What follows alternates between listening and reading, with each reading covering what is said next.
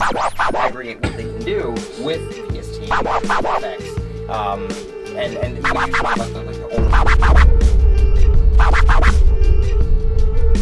What's up, you black lit geeks? It's your man BT. I'm back with another video, and guess what I'm doing today?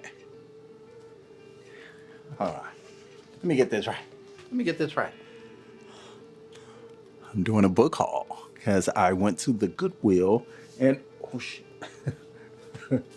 I went to the Goodwill and I found all of these books, $2. One of them was even $1. So I combed through those books for hours, man. I mean, I was just reading.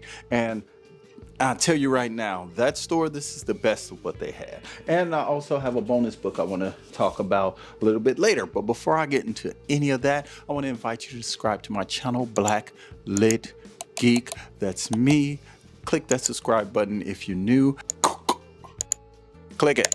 Just click it, man. If you're a returning subscriber, I appreciate you, man. I really do. I really appreciate you. So let's get right to it. I don't want to waste any time because I don't want this to be like a super duper long video, because super long videos require a lot more editing. Yeah. Anyway, so first book I picked up was this. Get your head out the way, Brett. It's called I'll Never Tell. This is by Abigail Haas, and I'm already halfway through it. This is a book that I actually picked up. I do 2-hour reading segments. I do body doubling, and I picked this book up to start that. And literally in one session of body doubling, I've gotten halfway through this book. It's about a group of college friends. Let me state this. It's about a group of well-off college friends who take a trip to Aruba. Can you imagine that? Well, these friends take a trip to Aruba, and in the morning, one of them is dead. So that presents a bit of a problem. Yeah.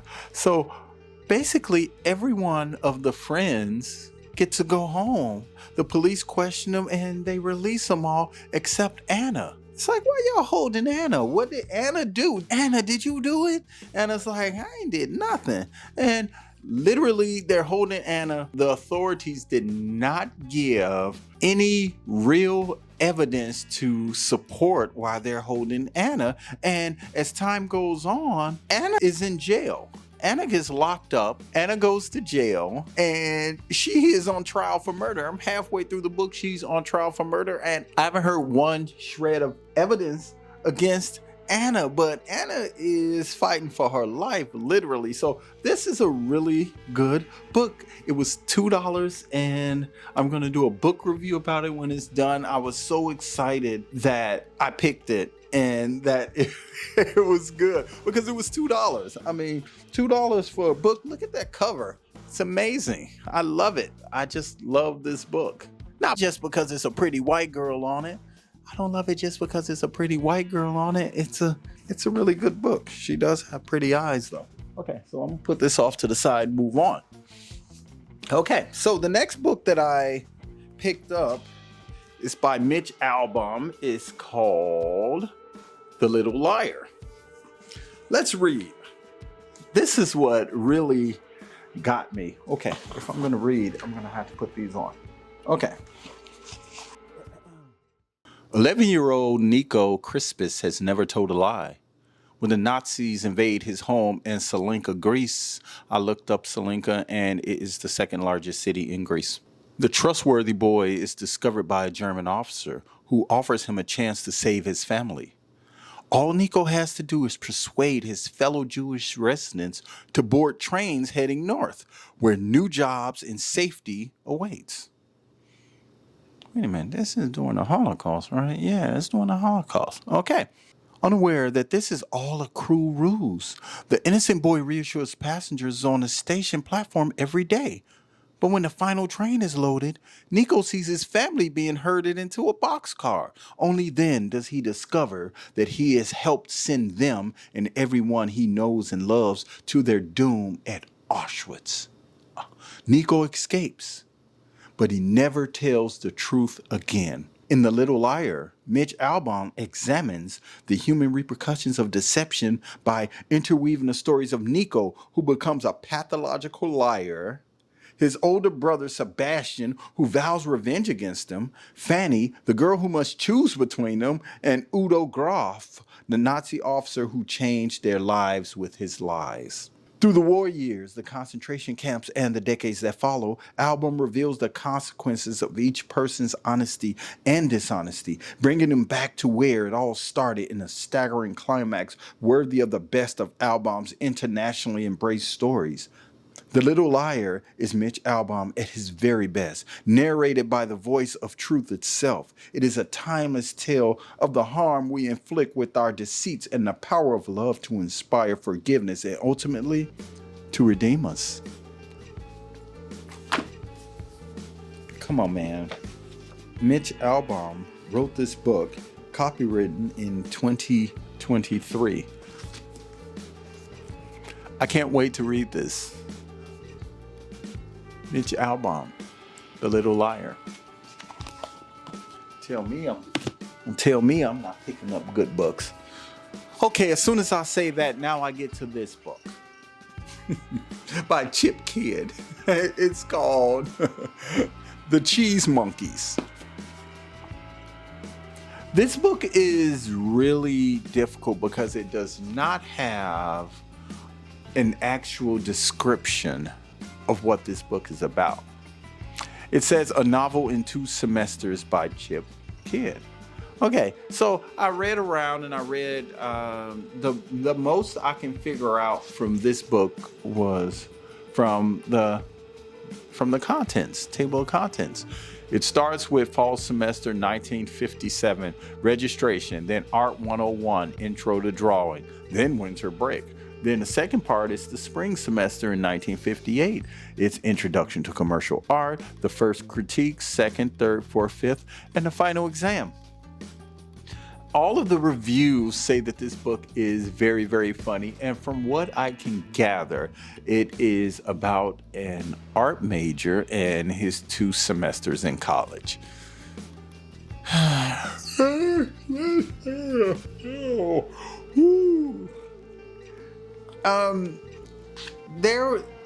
This book has a lot of, the pages are just like a bad print. The pages are cut off, so you have to kind of read a couple of the intro pages. Like you start off reading here and then you must go over here to read it. So he even has, it says, "Do you see?" on this. So it is creative. I will give him points for creativity. 2001. Okay, so The Cheese Monkeys is going to go over there. I'll get to it, but I'm not excited about it because while I'm a fan of creativity, I want you to get to it. There's so many books here, man. You have to tell me what this book is about. You want me to spend my bread and trust you, Chip Kidd? You want me to just trust you, Chip?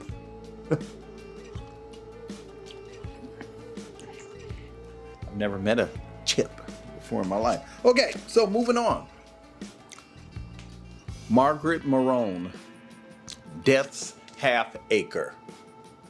This is an interesting title, Death's Half Acre, because it reminds me of Richard Wright, whose first published article was entitled The Devil's Half Acre. Just a little geek fact. Okay, let's read. Just a little geek fact. Okay. As family-owned farms and lush fields in North Carolina's picturesque countryside start to give way to shoddy mansions and housing developments, discontents begin to rile the inhabitants of Judge Deborah Knott's beloved Colleton County. Beneath the surface of her seemingly peaceful town, a tide of corruption is rising, and even her strong-willed father might be led down a dark path. At the same time, the murder of a controversial high-profile woman commissioner pulls Deborah and her husband, Sheriff's Deputy Dwight Bryant, into the shadows of the past, where even the most prominent townsfolk, including the Honorable Judge herself, have something to hide. Intent on protecting those who love her most, Deborah must balance her own concerns with her commitment to justice and the knowledge that a vicious killer is still on the loose. Deborah Knott mystery. It seemed really didn't seem like oh God, I have to read this. Oh God. I wasn't all like that, but it was published in 2008. And I said, you know what? This title, Devil's Half Acre, I'll put it up there again, Devil's Half Acre. It seemed interesting enough. And then they had these fields and it says commercial space available. And it has a bunch of crows flying on the cover with that title. And I said, you know what, Brett? Pick this book up because you may run into a need to read something different. It's old, yes, but so what? Okay, so the next book is The Deal, The Dance, and the Devil by Victoria Christopher Murray.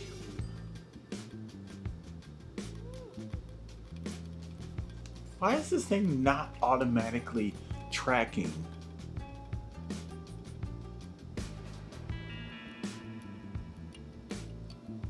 Okay, so pick this book up, and I thought it was pretty interesting. It's a question on the inside jacket. It said, what would you do for $5 million? And I'm like, man, you have to kind of change that question up a little bit. What would I do for $5 million? You know what I'm saying? Okay, so Adam and Evia Langston have lived in their own little Garden of Eden since the two married at the age of 17. Working their way up from the most humblest of beginnings, the Langstons have thrived beyond anything they could have ever imagined. Now they live in the finest home, drive the best cars, and indulge in all the trimmings that signify their massive success. But then the recession hits and rips apart the family's financial stability. Unable to support their 3 children and other relatives, Adam and Evia find themselves drowning in financial trouble and teetering on the brink of complete disaster. That sounds like me. This would be a good time to say, man, subscribe to my channel because, man, I'm this character. Whoever this character is, it's me. Okay. I'm so serious. With nowhere to run, the Langstons have no idea what to do. Continue on back cover. Until Shay Shantae, Evia's multi-millionaire boss, comes to the Langstons with a $5 million offer that seems so hard to refuse. Will the Langstons make this deal, or will they recognize that the glitter of $5 million may be far from gold? Okay, Victoria Christopher Murray is the author of several bestsellers, including The X-Files, Too Little, Too Late, sounds like a Terry McMillan, and Sins of the Mother. Winner of the African American Literary Award for Fiction and Author of the Year, female. She divides her time between LA and DC. You can visit her at victoriachristophermurray.com. Very interesting, very interesting. I have to find out what this $5 million proposal was. It kind of reminds me of, what was that movie? Indecent Proposal, Demi Moore, I believe Robert Redford, and I can't remember the guy's name now, but you know what I mean. Sleep with you for $1 million kind of deal. Okay, this book was published in 2011, so this is another older book. That's the thing about finding books at the local Goodwill. I'll put this in the to be read pile. So far, I only have one book that's not in the to be read, and that's The Cheese Monkeys. No diss, no shade, but I'm just not ready to guess through the whole thing. Okay, so this book, a dark paradise mystery. It's called The Fire Thief. It's written by Deborah Bokur, Bokur. Okay, now this book really got my attention because it was set in Maui, It was the setting of this was Maui, and I've been to Hawaii. It's amazing. Under a promising morning sky, Police Captain Walker Alakai. Okay, I'll try that again. Under the promising morning sky, Police Captain Walter Alakai makes a tragic discovery: the body of a teenage surfer bobbing amongst the lava rocks of Maui's southeastern shore. Why am I laughing at that? It appears to be an ill-fated accident, but closer inspection reveals something far more sinister than the results of a savage wave gone wrong. Now that Alakai is looking at a homicide, he solicits the help of his niece, Detective Callie Mayho. Now that Alakai is looking at a homicide, he solicits the help of his niece, Detective Callie Mayho. That's right. It's in the book. The granddaughter of one of Hawaii's most respected spiritual leaders, and on a transcendent path to becoming the Kahu herself. I have to look that up. Kahu herself. Callie sees evidence of a strange ritual murder. The suspicion is reinforced by a rash of sightings of Naparaboa, a faceless and malicious spirit many believe to be more than superstition. When the grisly sacrifice is left on the doorstep of a local and another body washes up ashore, Callie fears that the deadly secret ceremonies on Maui are just beginning. To uncover the motive and find the killer, Callie leans on her skills at logic and detection. But she must also draw on her own personal history with the uncanny legends of the island. Now, as the skies above Maui grow darker, and as she balances reason and superstition, Callie can only wonder, who'll be the next to die? And who, or what, is she even on the trail of? All right, Deborah. Very, very interesting. Very, very interesting. A Dark Paradise Mystery. This book was copyright 2020. Let you take another look at that cover. Very, very nice. This is definitely on my to be read list. It's how many pages? About 250 pages. So that's 2 good sittings, and I can. Okay, moving along. So that's 1, 2, 3, 4, 5 in the to be read, and 1 in the if when all else fails. Okay, Emma Stonex, The Lamplighters. Okay, there it is. The Lamplighters by Emma Stonex. Now, this book is kind of thick. Emma, 342 pages. It's not bad. Okay, I'll start off by reading this. Inspired by a haunting true story, a gorgeous and atmospheric novel about the mysterious disappearance of 3 lighthouse keepers from a remote tower miles from the English coast and the wives who were left behind. It's New Year's Eve 1972 when a boat pulls up to the Maiden Rock Lighthouse with relief for the keepers. But no one greets them. When the entrance door, locked from the inside, is battered down, rescuers find an empty tower. A table is laid for a meal not eaten. The principal keeper's weather log describes a storm raging around the tower, but the skies have been clear. And the clocks have all stopped at 8:45. 2 decades later, the keeper's wives are visited by a writer determined to find the truth about the men's disappearance. Moving between the women's stories and the men's last weeks together on the lighthouse, we see long-held secrets surface and truths twist into lies as we piece together what happened, why, and who to believe. In her riveting and suspenseful novel, Emma Stonex writes a story of isolation and obsession, of reality and illusion, and of what it takes to keep the light burning when all else is swallowed by dark. The Lamplighters, Emma Stonex. Definitely in my to be read, man. Definitely in my to be read. So that's everything that I picked up from my book haul over the weekend. And I have one more book, which I actually went and picked up yesterday because it just arrived at my bookstore. Come on. It's The Message by Ta-Nehisi Coates. I'm actually halfway through this book. This book is very, very interesting so far. It is nonfiction. It deals with politics. It deals with racial ideology. Ta-Nehisi Coates draws on his childhood. He draws on his influence on hip hop. He draws on a trip that he took to Dakar in Senegal.